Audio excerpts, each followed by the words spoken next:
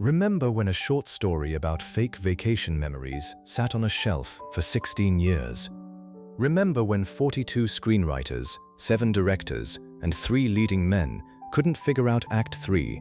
Remember when Arnold Schwarzenegger basically strong-armed an entire movie studio into giving him total creative control? Yeah, that movie was Total Recall. I was maybe 10 years old when I first saw this film.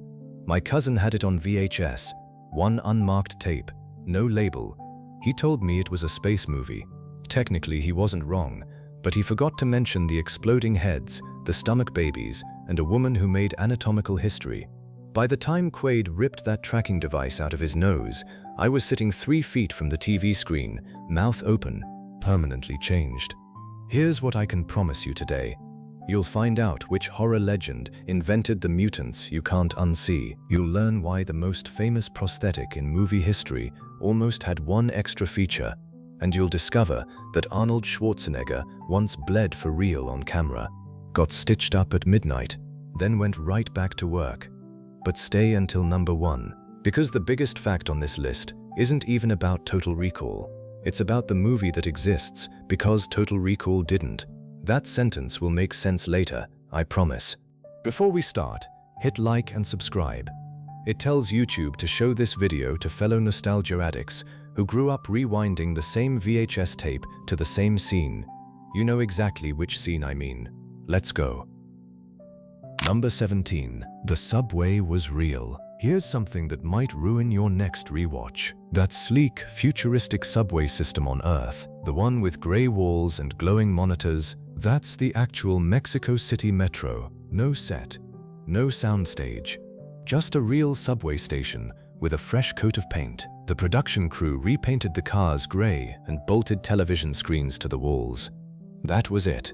The future of public transportation in the year 2084 was just Mexico City in 1989 with better lighting. And here's where it gets weird. The escalator shootout, where Quaid uses a civilian's body as a human shield, was filmed at Metro Chabacano station. According to local legend, fake blood spatters from that scene are still visible on the escalator walls. Decades later, commuters riding past Hollywood violence every single morning without knowing it. Next time you watch that scene, remember, those tiles are real, those stairs are real. And somewhere in Mexico City, a commuter is standing on a piece of movie history. Number 16. JohnnyCab stole a real man's face. Fast forward to one of the most underrated characters in the entire film. JohnnyCab, that creepy, grinning robot taxi driver who can't process a single command. The puppet was designed by special effects legend Rob Bottin. And Bottin didn't sculpt that face from imagination. He borrowed a mold of actor Robert Picardo's actual face from a previous project, just recycled it, slapped it onto a robot torso, and then asked Picardo to voice the character. So Robert Picardo's own face was staring back at him from a puppet, and he had to pretend that was normal. Picardo later became famous as the holographic doctor on Star Trek Voyager.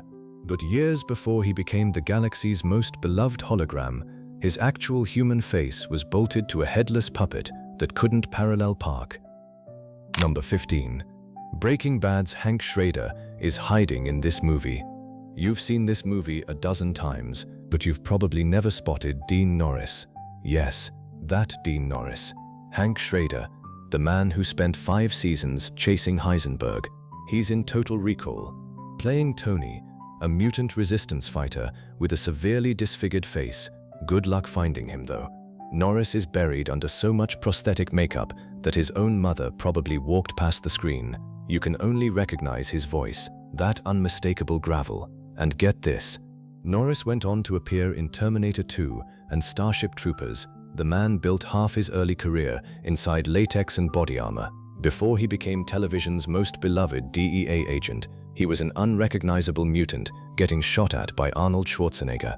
If that isn't a Hollywood origin story, nothing is. Seriously, go rewatch it. Pause at the mutant bar scene. Tell me if you can spot him. Number 14. Arnold invented his own job. So, 42 drafts, 7 directors, and nobody could answer the simplest question about Doug Quaid. What does this man do for a living? For over a decade, writers couldn't figure out Quaid's day job. Early drafts made him an accountant. Other versions tried different white-collar roles. The problem was obvious. How do you explain why a regular office worker has the body of a Greek god carved from concrete? Arnold himself pitched the fix. Make him a construction worker. It was brilliant, it was simple, and it was personal. Before Hollywood, Schwarzenegger actually worked construction in Los Angeles. He knew the job, he lived the job, so he wrote himself into the character. One suggestion, 42 drafts of confusion solved in a single sentence. This is the kind of gloriously unhinged problem-solving that only Arnold Schwarzenegger could deliver. Number 13. 3,000 blood packs. Despite trying to use less blood, here's some delicious irony for you. After RoboCop, Paul Verhoeven got absolutely destroyed by critics for excessive violence, so for Total Recall, he and Rob Bottin made a deal. Less blood, more stretched, deformed flesh. Focus on body horror instead of gore. The agreement lasted about 5 minutes. By the time filming wrapped, the production had used over 3,000 blood squibs. 3,000 on a movie that was supposed to dial back the violence. For context, that's roughly 27 blood packs per minute of screen time. Verhoeven looked at a pile of 3,000 exploding blood bags and said, "Yeah, this feels restrained." I edited that sentence 4 times. I still can't believe it's real. Number 12. The second most expensive movie ever made. At the time, now let's talk money. Because this movie nearly bankrupted everyone involved. Total Recall's budget landed somewhere between $50 and $65 million. In 1990, that made it one of the most expensive films ever produced. Some sources call it the second most expensive after Rambo 3. The production required 45 sets across 8 sound stages, 500 crew members, 7 days a week, nearly 6 months. If that sounds like a labor violation, it probably was. And here's the kicker. Total Recall is one of the last major blockbusters to rely primarily on large-scale miniature models, but it was also one of the first to attempt photorealistic CGI. The X-ray scanner sequence used early computer-generated imagery. Then the software crashed, so the team animated it by hand anyway. 1 foot in the past, 1 foot in the future. That's Total Recall in a nutshell. Number 11. Verhoeven wanted everyone naked. Speaking of the past and the future, let's talk about the bedroom scene. Verhoeven asked both Schwarzenegger and Sharon Stone to go fully nude for the opening bedroom sequence. Arnold, by all accounts, had absolutely zero objections. Sharon Stone said no. Verhoeven filmed the scene as we see it today. Then, on the DVD commentary, he casually mentioned that he got his own back 2 years later, when he directed Basic Instinct. Let that sink in. Arnold, meanwhile, has gone on record calling this his favorite scene in the entire movie. His reason? And I quote the spirit of his words here. He got to share a bed with Sharon Stone. That was enough for him. This movie was a dumpster fire of egos, ambitions, and people doing whatever they wanted. And honestly, that's what makes it perfect. Number 10. 3 breasts. Originally 4. All right. We have to talk about it. Mary, the 3-breasted woman in the Martian bar. Possibly the single most paused frame in VHS history. If you grew up between 1975 and 1990, you know exactly what I'm talking about. Don't pretend you don't. Here's what you didn't know. She was supposed to have 4 breasts. Director Paul Verhoeven wanted 4. 4 breasts for a mutant population. Made sense to him. The feedback from the effects team, 4 looked too symmetrical, too biological. Lycia Naff herself put it best. Too bovine, like a cow ready to be milked. Bottin pushed for 3. Asymmetric, alien, unsettling in a way 4 never could be. And Verhoeven admitted it. He was right. The prosthetic took 8 hours of makeup application every single day. Naff was paid $2,500 for the whole week, for a scene that became the most talked about moment in the entire film. That math doesn't add up. But nothing about this movie does. All right. We're halfway through, and I need to catch my breath because this movie keeps punching me in the face with facts. Let me ask you something. Which fact so far hit you the hardest? The 4 breasts? Arnold inventing his own job? 3,000 blood packs on a movie that promised less blood? Drop it in the comments. I genuinely want to know. And while you're down there, hit that like button. It takes 1 second. It keeps this channel alive. Here's my confession. I've watched Total Recall probably 30 times. I thought I knew everything about this movie. I thought it was just a big, loud Arnold film with cool effects and weird mutants. But the more I researched, the more I realized this movie shouldn't exist. Every single step of its creation was chaos. Beautiful, stupid, magnificent chaos. And the back half of this list, it gets heavier. We've got real injuries, real blood, a phone call that will make you see Michael Ironside completely differently, and a number 1 fact that has nothing to do with Total Recall at all. Stick around. Number 9. She didn't know she'd have to open her blouse. Coming back into the countdown with Lycia Naff, because her story deserves its own number. Naff was cast without an audition. Verhoeven had seen her work in Clan of the Cave Bear, a 1986 film where she played a Neanderthal buried under hours of prosthetic makeup. He knew she could handle it. He knew she could handle heavy prosthetics. What he didn't tell her was the plan for Mary's reveal. Naff believed the prosthetic cleavage would stay hidden under her blouse. Covered, suggested, but not shown. Then, during filming, Verhoeven called out a new direction mid-take. Open the blouse. Show Arnold. Naff later told Vulture magazine that she teared up on set. She was horrified and shy. She did the scene anyway. After Total Recall, Naff appeared in only 5 more roles, all single-episode television appearances. Then she left acting entirely, became a journalist. A whole career pivot because 1 scene changed everything. When people ask her about the 3rd breast, she always gives the same answer. I had it removed. It's in a jar on my desk. That's not just a punchline. That's armor. Number 8. The MPAA gave it an X rating. If the behind-the-scenes drama wasn't enough, Total Recall also went to war with the ratings board. The original cut received an X rating from the MPAA. Not R, not NC-17, X, the same designation that was functionally a death sentence for theatrical distribution. An X-rated film couldn't play in most theaters. It couldn't be advertised on television. It was commercial suicide. And this was familiar territory for Verhoeven. RoboCop had gotten the same X rating 3 years earlier. He submitted RoboCop nearly a dozen times before the MPAA approved it. Cut after cut after cut. For Total Recall, scenes were trimmed, cropped, and re-edited.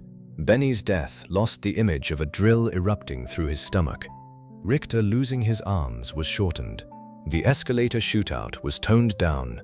Total Recall became one of the very last major films to receive the X designation. Later that same year, the MPAA replaced X with NC-17.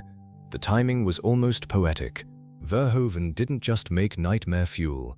He made the kind of nightmare fuel that forced an entire rating system to evolve. Number 7. The Parade of Almost-Quaids. Now, let's rewind to the casting carousel, because before Arnold, this role had a waiting list. Patrick Swayze signed on to play Quaid when Australian director Bruce Beresford was attached. Swayze had just come off Dirty Dancing. He was bankable. He was charming. He was also about 100 pounds lighter than Arnold. Before Swayze, Richard Dreyfuss was attached during the Dino De Laurentiis era. The guy from Jaws, the guy from Close Encounters, ripping a tracking device out of his nose on Mars. I'll give you a moment with that image. And here's the RoboCop connection that ties the whole thing together. Arnold was originally considered for the title role in RoboCop, but the costume didn't fit his frame. After watching the finished film, Arnold loved it. He wanted Verhoeven. The feeling was mutual. Verhoeven was negotiating to direct Black Rain, but Arnold's enthusiasm for Total Recall convinced him to walk away. 3 different actors, 3 different decades, 3 different versions of Quaid that never happened. Number 6. The food poisoning epidemic. But if you think the casting was rough, the actual production was a survival movie. Total Recall filmed in Mexico City for nearly 6 months. The crew numbered around 500 people, and almost every single one of them got food poisoning. Every single one. The only 2 people who didn't get sick were Arnold Schwarzenegger and co-writer Ronald Schusett. Arnold had learned his lesson on Predator 2 years earlier.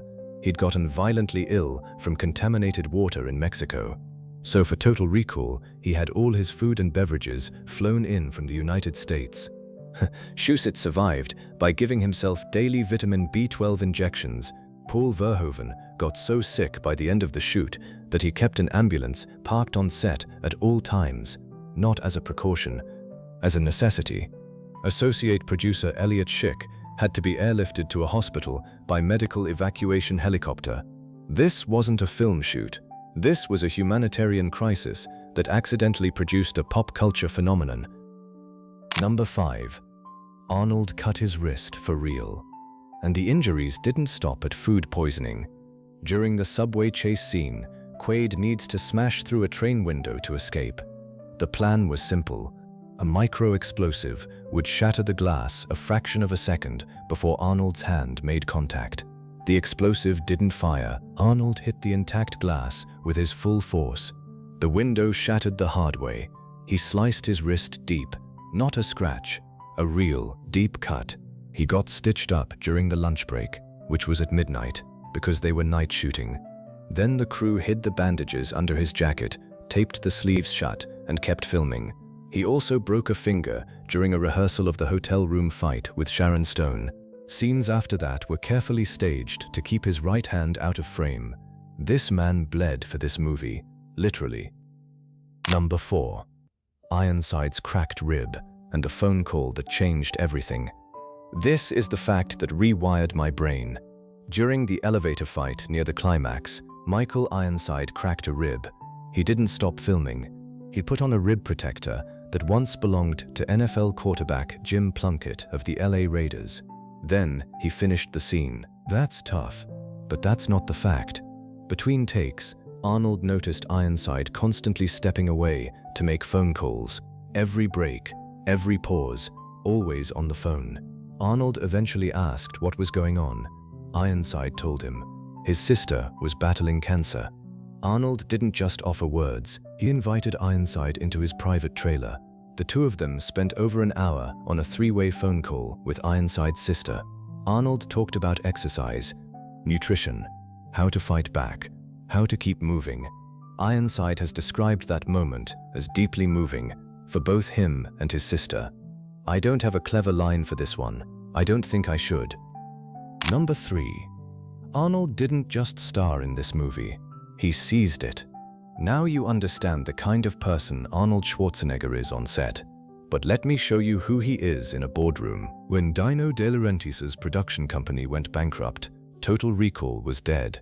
No studio, no funding, no future. The project had been in development hell for over a decade. Arnold walked into Carolco Pictures and convinced them to buy the entire project for $3 million. A bargain for a script that had already consumed millions in development. Then he negotiated his own deal, $10 to $11 million in salary, 15% of the profits, and veto power over the director, the screenplay, the cast, and the ad campaign. The man basically bought a movie studio without buying a movie studio. His first move with that power, he personally recruited Paul Verhoeven, the one director who could turn this fever dream into a masterpiece. Arnold didn't audition for Total Recall, he acquired it.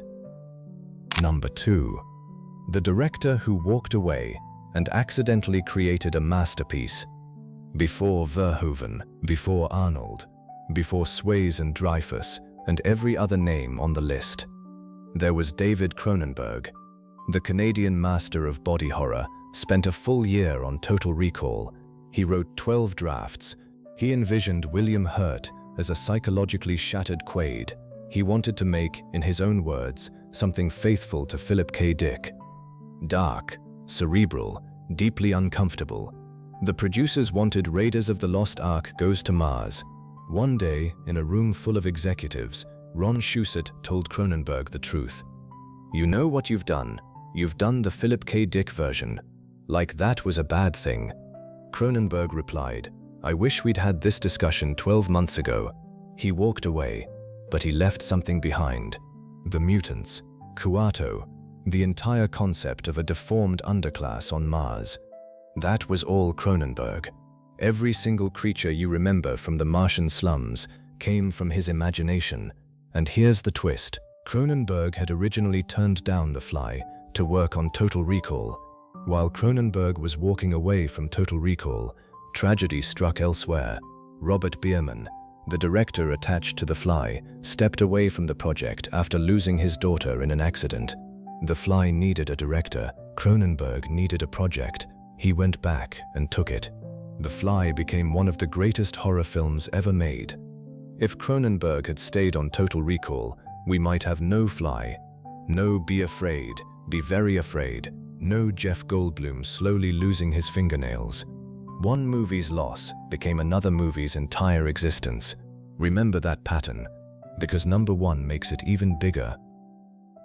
Number 1. Total Recall gave birth to Alien.